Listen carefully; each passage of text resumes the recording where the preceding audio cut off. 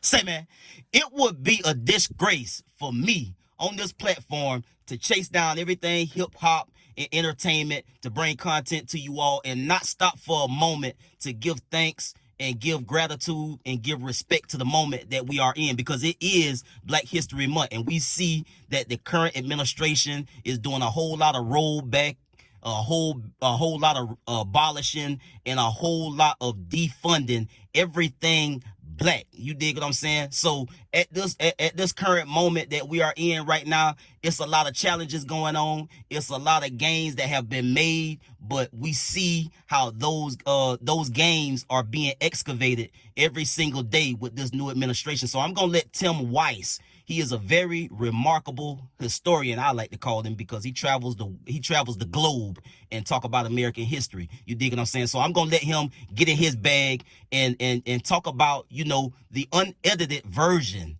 and the original version of a little bit of the true American horror story, man. Let's get to the content. History of America is the history of rich white men telling not rich white people that their enemies are black and brown. It starts in the colonies of what would become the United States. Let's remember, during the colonial period, mid-1600s, there was no such thing as white people. I know some people who are now called white find that shocking, right? Because they think whiteness is real, right? But whiteness was created. Europeans didn't call themselves white. We didn't call ourselves white. We weren't all members of one big happy family. Are you kidding? Have you studied the history of Europe? The history of Europe was about killing each other. That's what we did in Europe. We just killed each other. Before we figured out there were other people to kill, we just killed each other, right? I mean, that was the history of Europe. The English hated the Irish, right? Northern Italians didn't even think that Southern Italians were Italians. The Germans hated everybody, and everybody hated their ass right back, right? There was no team called white, no race called white, but all of a sudden, in the middle of the 1600s, there was. Why? Why was it suddenly necessary to create this thing called the white race? Well, because rich people can count, that's why.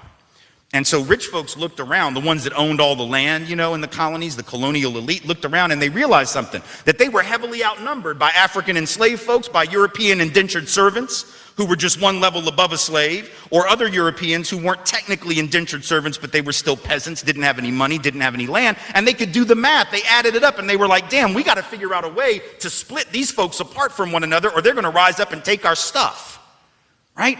Because after a while, these black folks who were enslaved Africans and these quote unquote white folks who were poor Europeans are going to figure out they're all getting played by these rich people.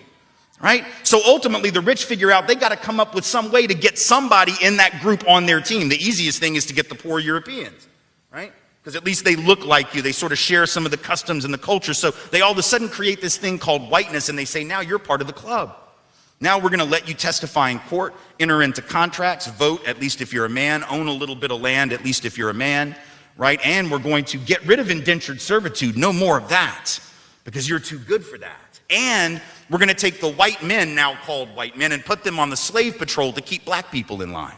Give them a horse and a gun and a badge and make them feel big and powerful, right? They're still poor. They still don't have anything. They didn't pay the slave patrol well, right? Just exploited them, used them as a buffer between the elite and the other poor folks, particularly poor folks of color. And pretty soon, the rebellions that occasionally happened where black and white got together to overthrow the elite, those stopped. Because the divide and conquer had begun to work, right? You could turn people against each other by telling those poor white folks, they got to keep these black people in line. And so that divide and conquer gets initiated in the colonies. Rich white men telling not rich white people that their enemies are black and brown. Fast forward to the Civil War era. And you have, I'm from the South, right? My people, the elite in my part of the country, right, actually announced that the reason they wanted to break away from the Union and possibly go to war with their brothers and sisters to the north was in order to maintain slavery and white supremacy. They said that at the time. We lie about it now. And we say it had nothing to do with that. But of course, at the time, they didn't have any shame about it, so they just said it openly, right? The vice president of the Confederacy, Alexander Stephens, said that the cornerstone of the new government was the great truth that the Negro was not the equal of the white man. So that's the reason the Confederacy was formed and existed. But here's the trick. If I'm rich and I want to go to war to protect my ownership in other human beings, my property, but you're poor and you don't own any enslaved people, why the hell would you go fight to protect my stuff? Because I'm a rich person, I'm not going to fight. Rich people don't go to war, right? Rich people get poor people to go to war for them, whether it's in 1860 or whether it's during the 1960s or whether it's today, right? Rich folks get doctors to write notes for them that say that they have heel spurs, and that's why they can't go to Vietnam. And if you don't know who I'm talking about, you can Google that shit because he's sitting in the White House right now, right? Oh, I can't go fight. I have heel spurs. Send some poor kids to do that for me, please, right? So that's been a long-standing tradition. So the rich have to figure out a way to convince the poor to go fight for them. But that's a hard thing. That's like a hard sell, right? Like, how the hell, why would you do that? Why would you go fight to protect my property rights when you don't own anything? The only way you would do it is if that rich person comes to you and says, hey, listen, you gotta go fight because we gotta maintain our way of life, because if these people get free, they're gonna take your jobs. No, fool, they already got your job. That's how it works, right? Because if I'm white and I got to charge you $1 a day to work on the farm, but you can get a black person to do it for nothing because you own them, guess who got the job? Free got the job, right? So in a sense, poor white folks would have been better off joining with black folks to overthrow the slave system. That would have raised the wage floor of all working people. But they got tricked by rich white men telling them that their enemies were black and brown. Fast forward to the 1930s. And you have white labor leaders. They're not even the elite, right? The labor leaders are not the elite, but they're the elite within the labor movement. And even they had fallen for it at this point. So they didn't want to integrate their unions. And they would say things like, well, we can't have black people and Mexicans and Chinese folks in our unions because if we do that, it's going to reduce the professionalism of our craft. We have to maintain the integrity of our profession. No, fool, you need more people in the damn union is what you need. And if you don't let those folks in, guess what happens when you go out on strike?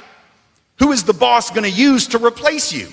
They're going to replace you with the very same black and brown folks that you didn't want to work next to, right?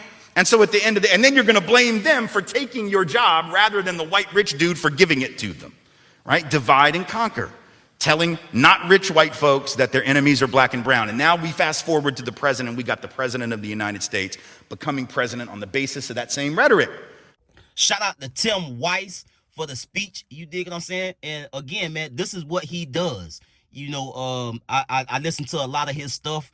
You dig what I'm saying? Him and Elliot, Jane Elliott. She's another one that I kind of listen to because they don't play, they don't play games with this American history, man. And as two people that are, quote, white, they give the butt naked truth about how this whole thing came to inception and where we are right now today. They always talk like this, and this was light work right here, really, for Tim Weiss. Jane Elliott, she don't never hold no punches. She goes super duper hard every single time. Tim Weiss will kind of take a little bit of a more laid back tone to his speeches that he give, but Jane Elliott, she don't play no games. She'll, she get to it, bro. She get in her bag and she don't cut no corners, man. She don't straddle the fence. And again, as a quote white woman and as a quote white man, they tell the story point blank just how it is. The good, the bad, and the ugly. And they tell, like I say, man, they tell it like it is. They tell the butt naked, man. So I appreciate Jane Elliott for everything that she do. She traveled the world doing the same thing that Tim Weiss do. They travel the world, bro, the world, and talk about history and talk about, anti-racism, talk about, a lot of the egregious things that's still taking place today. They talk a lot about how it all started. And that's how I started listening to them, because the first speech that I heard from Tim Weiss was years ago when he was having a back and forth with Roland Martin. And then Jane Elliott, I was introduced to her just browsing on the internet, and I seen a exercise, an anti-racism exercise. You dig what I'm saying? So I would implore you to go and look at pull up Tim Weiss. You can check him out on Instagram. You can pull him up and just read for yourself the work that he's been doing, for a long time, bro. And also Jane Elliott, she's another one that kind of, if you want to hear a quote white person, white woman, or a white man tell a butt naked truth about the American history and the history of this country, and I'm talking about, and tell it just like it is, just like he just did in this content that you just listened to. Like, if you want to hear more of that, don't walk, run and check them out, man, because it's just too bad we don't have more people like them from that side of things that share their perspective. I get at y'all on the next one, man. Y'all be smooth. I'm out.